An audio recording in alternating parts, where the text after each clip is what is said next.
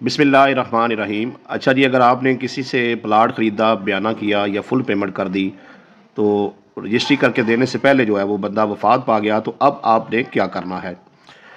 इस तरह से बहुत से केस सामने आते हैं। दोनों सूरतों में देखते हैं। देखें, अगर आपने एक प्लाट ख़रीदा या दुकान या मकान या प्लाज़ा, और आपका जो उसके साथ प्लाट का लेन देन हुआ या जिस भी प्रॉपर्टी का लेन देन हुआ, मिसाल के तौर पे 50 लाख रुपया तय पाया।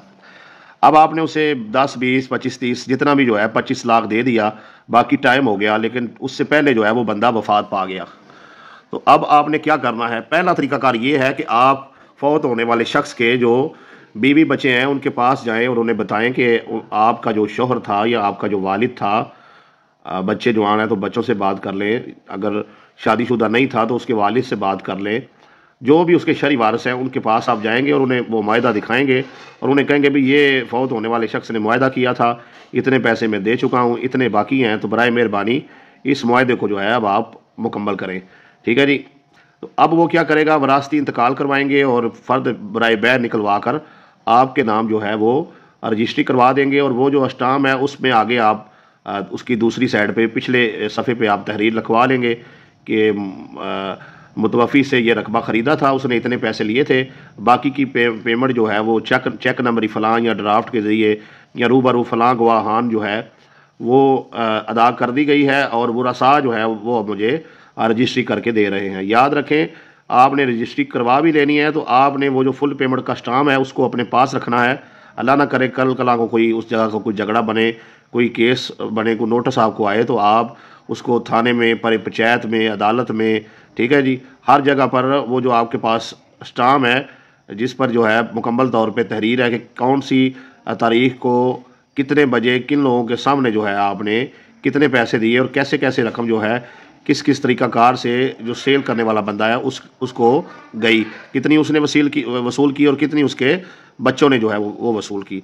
अच्छा, ये तो है कि अगर वो ईमानदारी दिखाते हैं और आपके नाम रकबा कर देते हैं, वो ज़री है, वो अर्बन है, वो दुकान है, मकान है, प्लाजा जो भी है, तो ये सादा सा तरीकाकार ये है कि आप उसी मुआहदे को आगे जारी रखते हुए चीज़ें कर सकते हैं। ठीक है जी। आप एक नया स्टाम्प भी जो है वो कर सकते हैं जिसमें वो पुराने स्टाम्प का हवाला देकर सारी चीज़ें जो हैं वो लिखी जाएं और बाकी के पैसे अदा करके तो आप एक स्टाम्प करवा लें। लेकिन अगर आप वही स्टाम्प जो है उस पर ही बाकी की तहरीर लिख लेते हैं और चीज़ें कर लेते हैं, और अगर आप इस तरीके से कर रहे हैं, तो उस मरहूम का सबूत के तौर पर एक डेथ सर्टिफिकेट की कापी अपने पास रख लें ताकि वो भी सबूत आपके पास रह जाए, तो क्लियर है।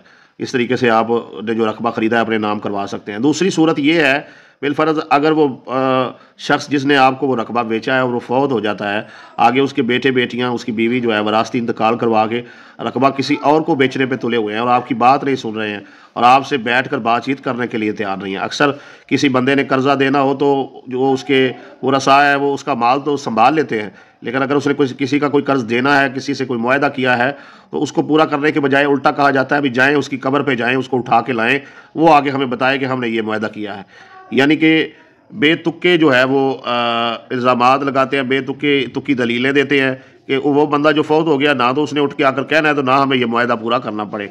लालची लोग ऐसे करते हैं। ख़ानदानी लोग जो हैं वो तो बात को निभाते हैं, मुआहदे को पूरा करते हैं, ये नहीं देखते कि रेट बढ़ गया है, कम है, जो भी है वो चीज़ें जैसे तय हुई हैं बड़ों की वैसे ही करते हैं। अच्छा, अब जब वो कोई बंदा जो है वो वरसा में से आपकी बात नहीं सुन रहा है, तो आपने फिर क्या करना है, आपने जो है वो अदालत में केस करना है और सिविल कोर्ट में जो है वहाँ से डिग्री लेनी है। ठीक है जी।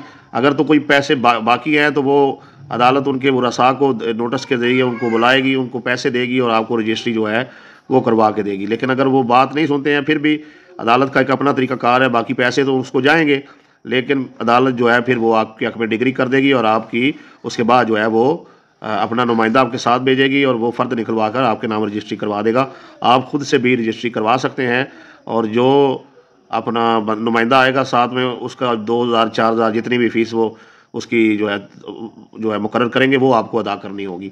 यानी एक तो वरसा से मुआहदे को आप मुकम्मल कर सकते हैं और दूसरा जो है वो आप बाज़रिया अदालत डिग्री लेने के बाद उस पर रजिस्ट्री करवा के जगह को अपने नाम जो है वो कर सकते हैं। अगर आपसे मुआहदा करने के बाद, बयाना करने के बाद,